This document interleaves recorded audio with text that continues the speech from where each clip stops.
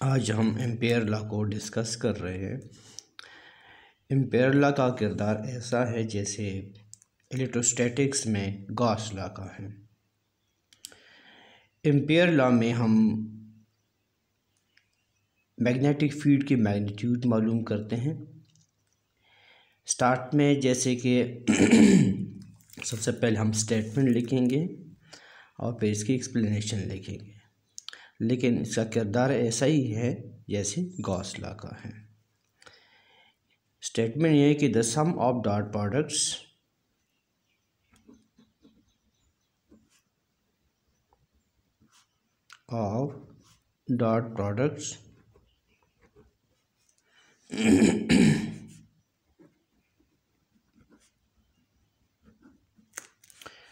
B dot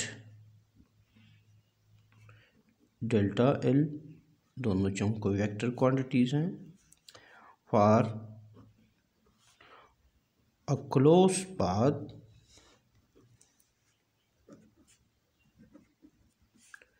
around, ये close path loop की शक्ल में होगा, जैसे कि यहाँ पे दिखाया भी गया है। अब ये वाला भी कह सकते हैं, around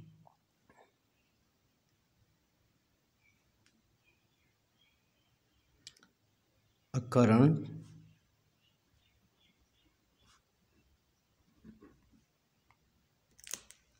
carrying wire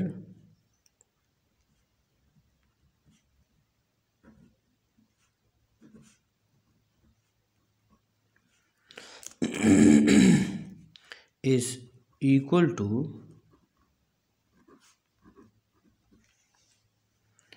mu naught times, ये मैं बाद में बताऊं कि म्यू नॉट क्या चीज़ है, mu naught times the current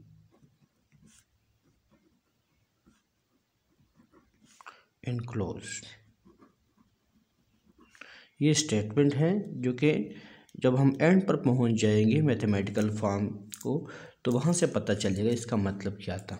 यानी जो मैथमेटिकल स्टेटमेंट है वो है कि sum of B dot delta L is equal to mu naught times I. अब हमने इसको डिराइव भी करना है, साथ साथ एक्सप्लेन भी करना है। तो जो एक्सप्लेनेशन है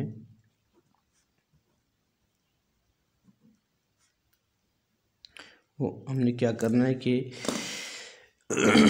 एक करंट कैरिंग वायर है ये वाला, और किसी भी डिस्टेंस आर पर हम मैग्नेटिक फील्ड की जो मैग्नीट्यूड है वो चेक करना चाहते हैं।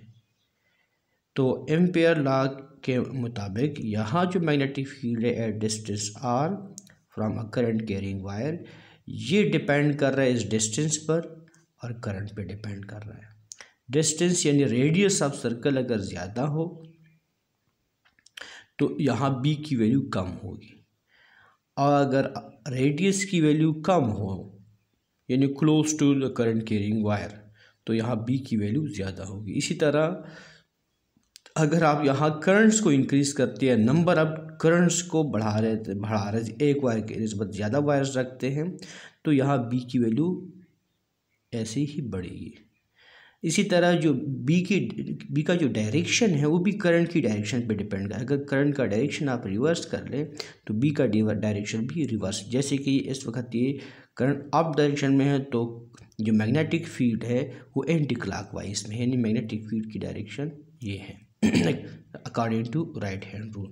लेकिन अगर आप इसको रिवर्स, बहरहाल हम यहाँ पे मैग्नेटिक फील्ड की डायरेक्शन मालूम नहीं करना चाहते, हम यहाँ पे इसकी स्ट्रेंथ मालूम करना चाहते हैं। So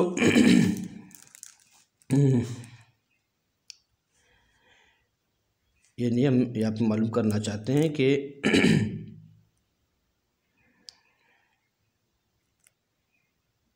consider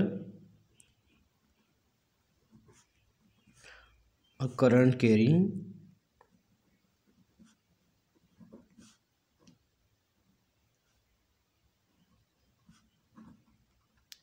wire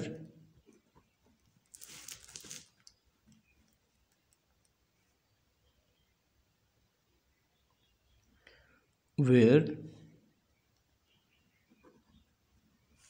the magnitude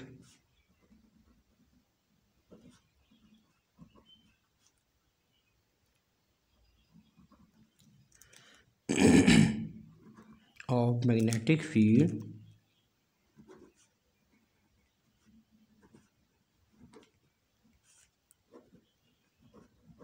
at distance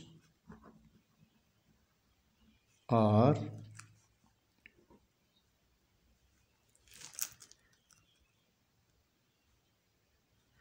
is directly proportional. This is according to experiment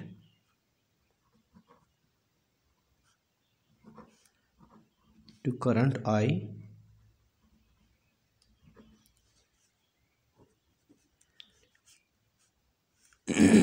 and inversely proportional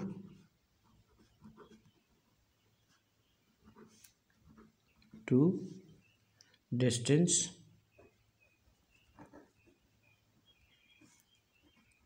r।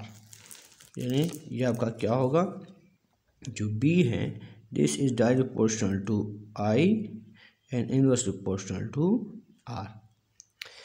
लेकिन अगर आप क्लोज पाथ के लिए ले लें तो क्लोज पाथ के लिए ये जो R है रेडियस है क्लोज पाथ के लिए ये आपका होगा सब कंपेरेंस होगा, यानी 2πr। तो क्लोज पाथ या पर लूप के लिए अब फिर क्या होगा और क्लोज लूप ये होगा फिर BS directly proportional to I divide by 2πr आप ले सकते हैं। अब अगर यहाँ पे आप इक्वेशन लेके आना चाहते हैं तो फिर यहाँ ये रिजल्ट होगा B is equal to mu naught into I divide by 2πr। अब इसमें म्यू नॉट क्या चीज़ है, म्यू नॉट ऐसा ही है जैसे कि एप्सिलॉन नॉट था इलेक्ट्रिक फील्ड में। म्यू नॉट को हम कहते हैं परमेबिलिटी ऑफ मीडियम, और ये चूँकि यहाँ पर भी इस करंट की रिंग वायर और इस पॉइंट के दरमियान मीडियम है, तो ये मीडियम इस स्ट्रेंथ ऑफ मैग्नेटिक फील्ड को अफेक्ट कर रहा है। अगर यहाँ अब सवाल ये है कि यहाँ पे वैक्यूम है या कोई प्लास्टिक है या कोई आयरन है, क्या चीज़ मौजूद है, तो यहाँ पे हम सबसे पहले इस बात का जिक्र करें कि परमेबिलिटी है क्या चीज़ और इसकी वैल्यू क्या है। तो जो बुक में इसकी वैल्यू गिवन है, यानी वेयर बी म्यू नॉट, ये म्यू नॉट इसको कहते हैं परमेबिलिटी ऑफ फ्री स्पेस,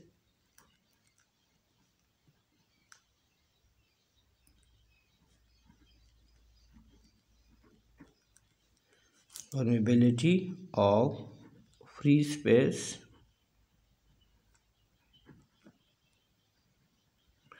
और इसकी जो वैल्यू है वो है 4π इंटू 10⁻⁻7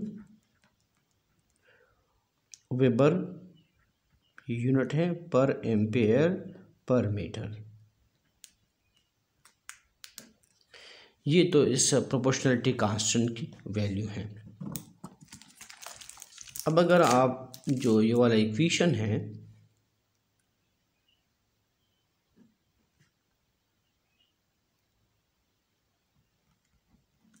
इसको अगर ज़रा आप रीअरेंज कर लें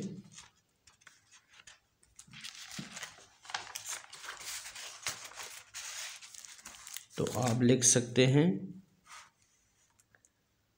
अगर 2πr को इस साइड पे शिफ्ट कर लें तो बी साथ लिख सकते हैं 2 pi R is equal to mu naught into I. ये एक आपका एक और इक्वेशन है, ये असल में आप इसको भी एम्पेयर लॉ कह सकते हैं। यानी जो न्यूमेरिकल्स वगैरह हम सॉल्व करते हैं अक्सर हम ये वाला फार्मूला पुट करते हैं, लेकिन जहाँ हमने स्टेटमेंट में डॉट प्रोडक्ट्स की बात की है, अब अगर वापस आप आ जाए इस फिगर की तरफ, तो ये करंट कैरिंग वायर, ये क्लोज पाथ है। इस क्लोज पाथ को अगर आप देखें तो ये कर्व्ड है, ये स्ट्रेट नहीं है। मैंने क्या किया कि इस पाथ को स्मॉल लेंथ एलिमेंट्स में डिवाइड की है, यानी delta L1, delta L2, delta L3 up to ये डेल्टा LR है, वापस आकर ये डेल्टा LN है। इसी पाथ पर अगर आप देखें तो मैग्नेटिक फील्ड भी है, और यहाँ अगर आप इस केस में देखें तो ये मैग्नेटिक फील्ड इस डेल्टा L के साथ एक एंगल बना रहा है, स्मॉल एंगल बना रहा है। अब यहाँ डेल्टा L अगर आप इधर आ जाए तो इस डेल्टा L को अगर आप देखें तो ये इसके दो कंपोनेंट्स बनते हैं, एक है डेल्टा L cos थीटा, एक है डेल्टा L sin थीटा। हम डेल्टा L का वो कंपोनेंट लेंगे मैग्नेटिक फील्ड के साथ जो मैग्नेटिक फील्ड के साथ पैरेलल हो, यानी जिस डायरेक्शन में मैग्नेटिक फील्ड है। तो अब देखिए magnetic field delta L cos theta की डायरेक्शन में मौजूद है, delta L sin theta perpendicular है, वहाँ इसका कोई हिस्सा नहीं है। तो हम अब क्या करेंगे, हर एक लेंथ एलिमेंट में हम मैग्नेटिक फील्ड के साथ डेल्टा L का वो कंपोनेंट लेंगे जो इसके डायरेक्शन में हो, ये हर एक एलिमेंट में लेंगे, और ये डॉट प्रोडक्ट हम यहाँ से स्टार्ट करके वापस इधर तक इन तक लेके आएंगे। तो यहाँ हमने ये देखना है कि ये जो स्मॉल एलिमेंट्स हैं, दिस इज़ अनदर, समझ ले क्या एक और वर्जन है एम्पेयर लॉ का, यानी for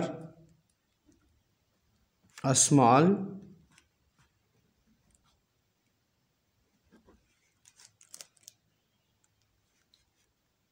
length element delta L, यानी